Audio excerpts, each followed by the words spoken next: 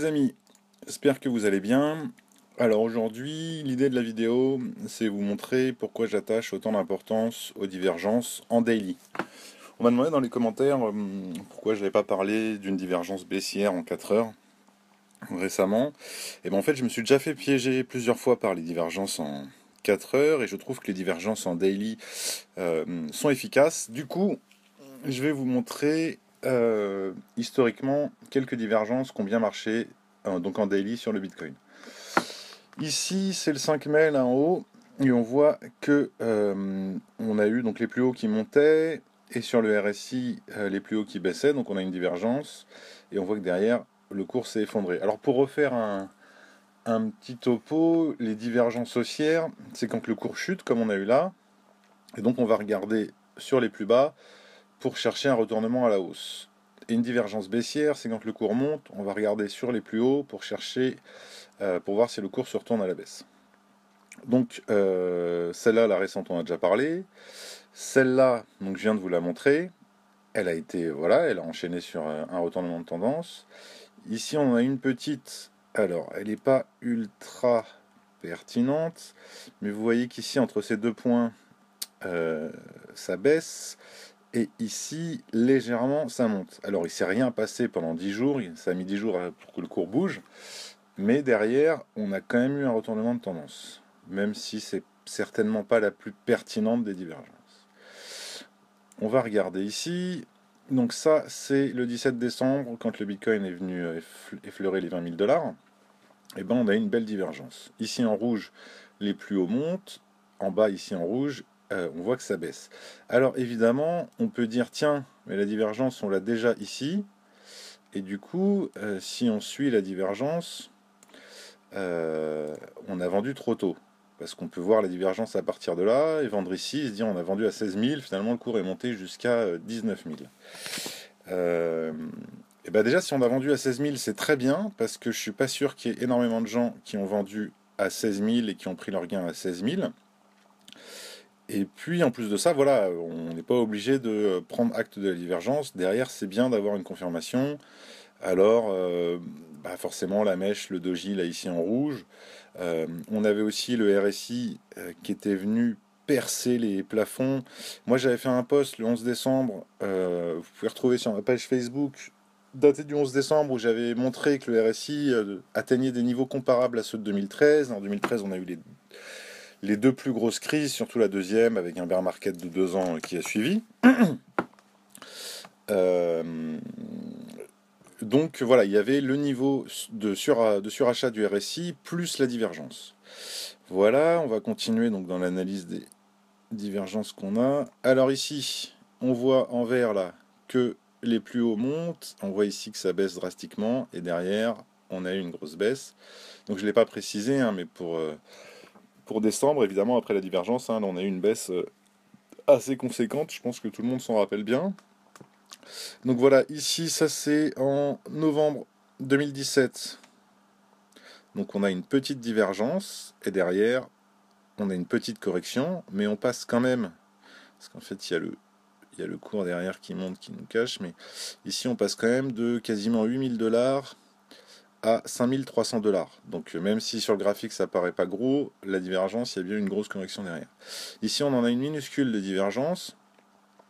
Donc on voit que sur le cours, ça monte, et que sur le RSI ça baisse. Et derrière, bon, on a une correction qui n'est pas très importante, mais entre le plus haut à 6168 et le plus bas à 5300, ça fait quand même un petit pourcentage. Voilà, ici c'est entre août et septembre, donc on a une autre divergence baissière sur les sommets.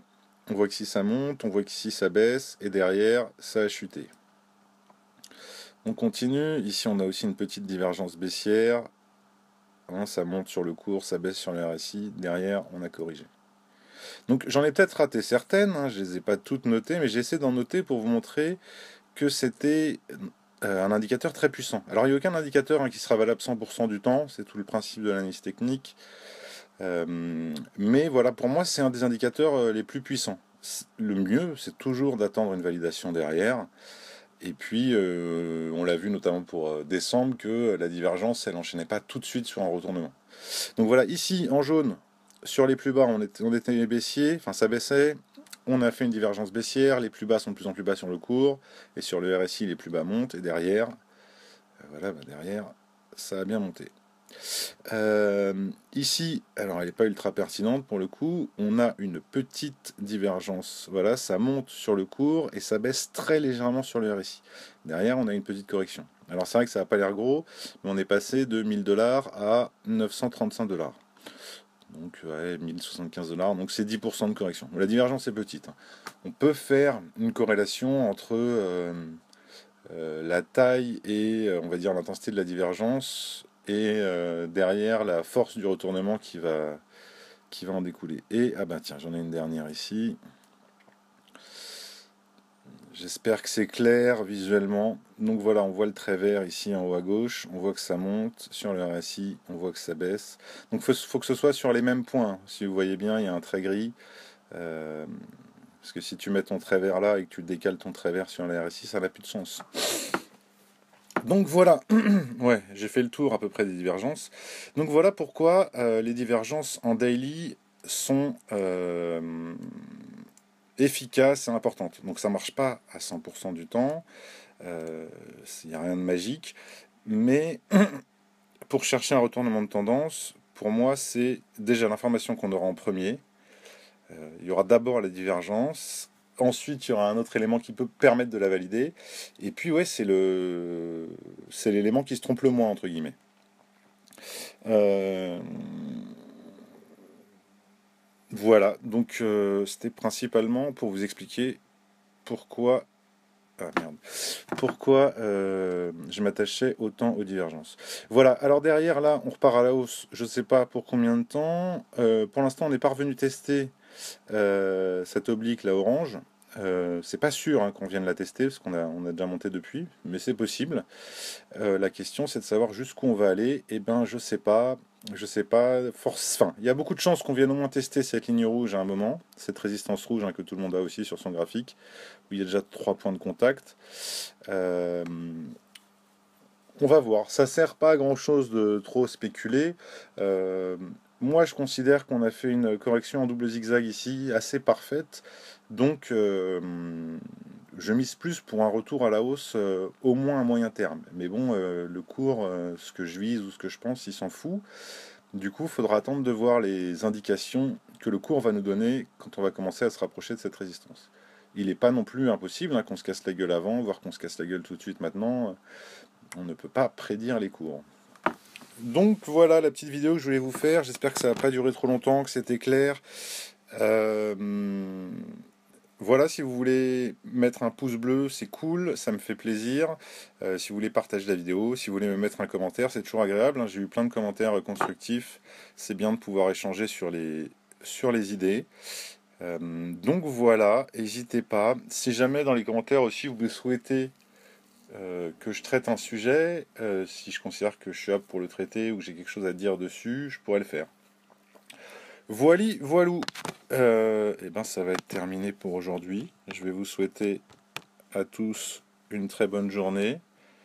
Et voilà, ouais, n'hésitez pas, hein, demandez-moi, partagez, likez, c'est important. Si je pouvais gagner en visibilité, je serais ravi. Je vous souhaite une bonne journée. Ciao!